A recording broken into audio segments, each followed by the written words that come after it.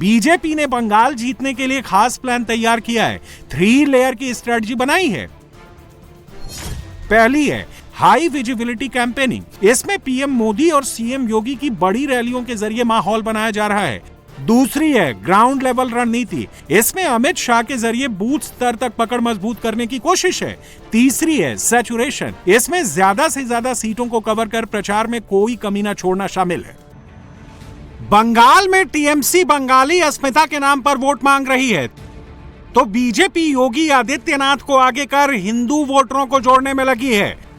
ममता बनर्जी मां, माटी और मानुष का नारा देकर बंगाल की सत्ता में आई थी।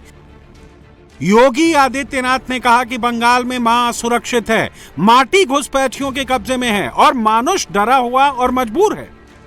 बहनों भाइयों, ये टीएमसी नारा तो देती है मां, माटी और मानुष का, लेकिन आचरण देखो। मां आज बंगाल में रो रही है, माटी घुसपैठियों के कब्जे में जा रही है, मानुष भयभीत है।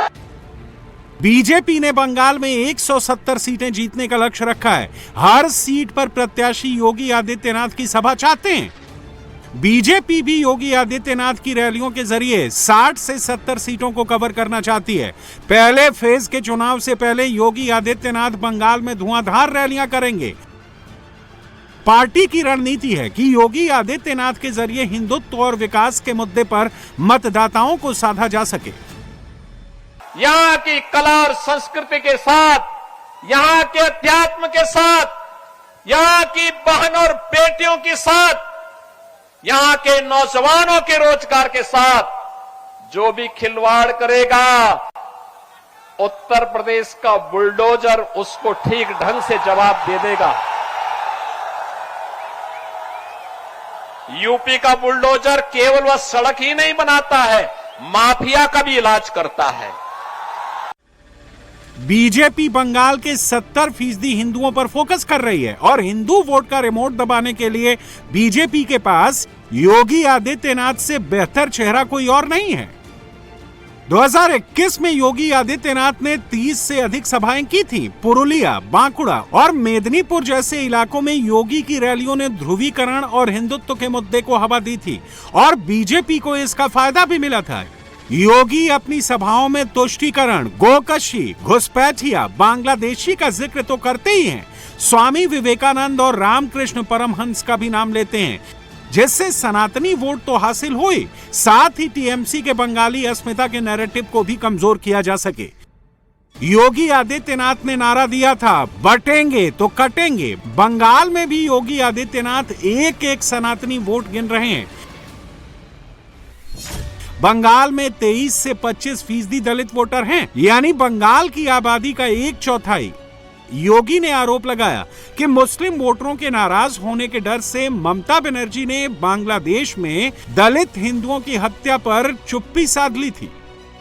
अभी हाल ही में कुछ दिन पूर्व बांग्लादेश में एक दलित हिंदू की निर्मम हत्या की गई।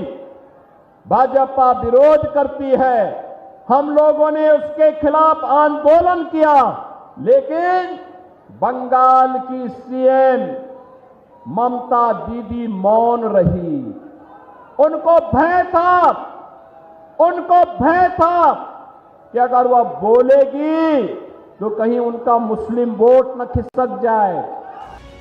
बंगाल में पीएम मोदी और सीएम योगी पर कमल खिलाने की जिम्मेदारी है, तो बीजेपी की तरफ से सबसे ज्यादा रैलियां अमित शाह कर रहे हैं। अमित शाह की भी लाइन वही है जो योगी आदित्यनाथ की है।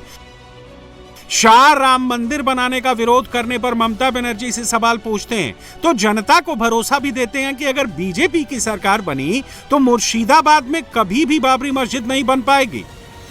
550 साल तक ये ममता, कांग्रेस, डीएमके, सपा, बसपा रामलल्ला को टेंट में रखा है। 2019 में बंगाल की जनता ने मोदी जी को पूरा बहुमत दिया। मोदी जी ने राम मंदिर बनाकर जय श्री राम कर दिया। और ये ममता बनर्जी इसका विरोध कर रही थी। भाइयों बहनों, इसके ही चट्टे पट्टे ये हुमायूं कबीर को आप अलग मत समझना, वो ममता की ही आइटम है।